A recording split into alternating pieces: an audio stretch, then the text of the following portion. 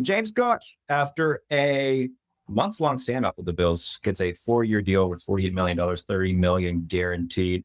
I did a piece on this yesterday for Sporting News, just breaking down his value, and more so because, some Bills fans, at least I think, look at the number and be like, that feels a little bit steep and whatnot. But in terms of Sumer Sports data, when you look at how the Bills offense still played on downs in which the run was expected, they were still one of the best teams in terms of EPA, both in the pass and in the run. So even when teams were stacking the box and gearing up for Fuller to get the ball, it didn't matter. He was one of the best backs in terms of explosive touchdown runs as well.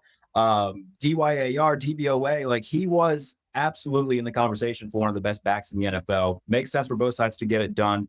And James Cook being with the Bills, keeps their Super Bowl odds at as high as they can go. If he wasn't there, I think that they would have gone down drastically. Do you think so, though? Because that's kind of where I look at it, like in terms of wins against replacement. And there are a ton of different layers to this that we can get into just about running backs in general and what the complicating nature is, like what the argument is here for potentially not paying him. But wins against replacement, if they didn't have him and they were like, okay, we have Ray Davis and we have Ty Johnson, would it actually change the Vegas win total?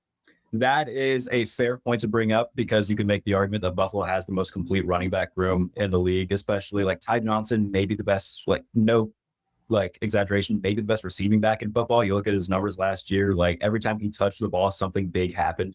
So I totally get that point.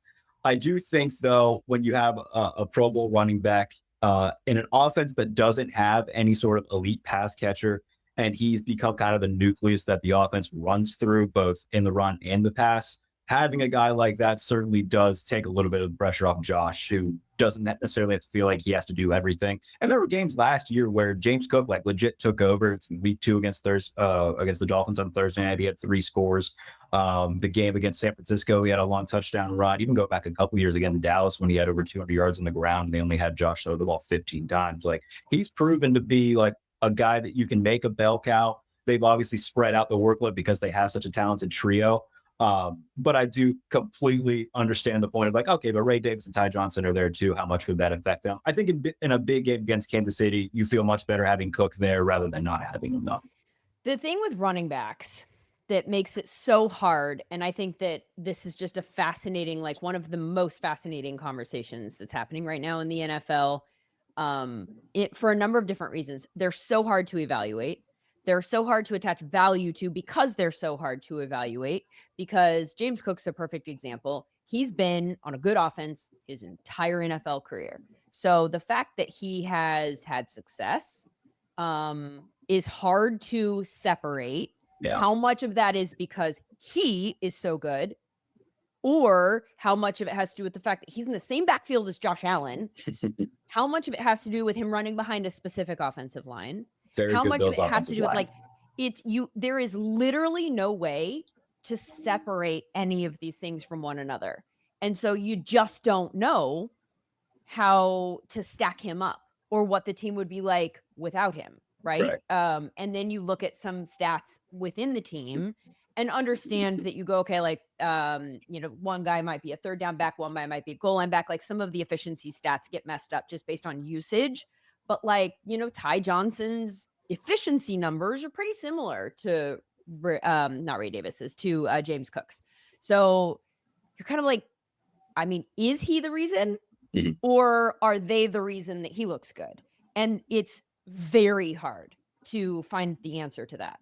So, I mean, like I am one of the people that still says that Saquon's performance last year and Derrick Henry's to a degree actually made the opposite of the argument that most people said that they made last year. Most people were like, obviously running backs still matter and you should pay running backs, and Saquon is exhibit A. My argument is no, he literally played out exactly the argument that people have been making about why you don't pay running backs except for in specific situations, because that guy who was so good on the Eagles was 1 year older than he was with the Giants, and all of his numbers took off Why did they take off? Do you think he got better last year? No, he was on a good team with a good offensive line in a good environmental system.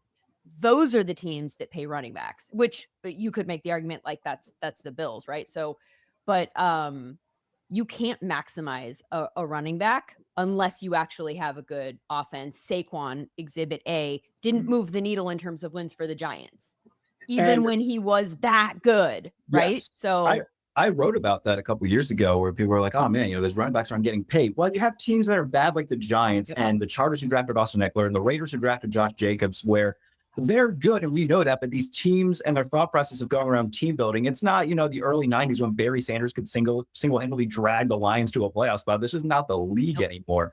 And so we've saw, not just in Saquon's case, we've mentioned Derrick Henry, Josh Jacobs leaves Vegas and goes to Green Bay and has a great year. So I do like that point.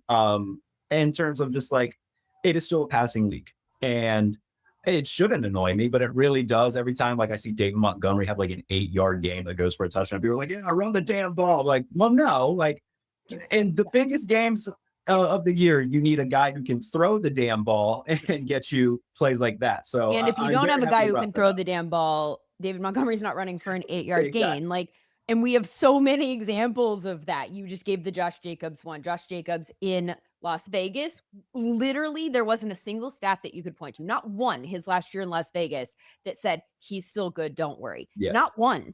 So that tells you something about running back environments, because then he goes to Green Bay, he's in a better environment, and now all of a sudden his numbers come up. So he didn't get better. There's just no way for him to move the needle or for us to assess how much he can move the needle when he's on a bad offense. So my thought process with running backs in general is, especially if they are like a really good running back, if you want to maximize that, and the name of the game is maximizing every roster move that you make, is to build a good offense, build a good offensive line, have the right quarterback, but more importantly, have a good offensive line, and then build everything out so that you can move the ball, then plug that stud running back in. And now you're maximizing him. Otherwise, you're just sort of banging your head against a wall, right? Like, running backs are very much better used as the cherry on top of the cake rather than the cake.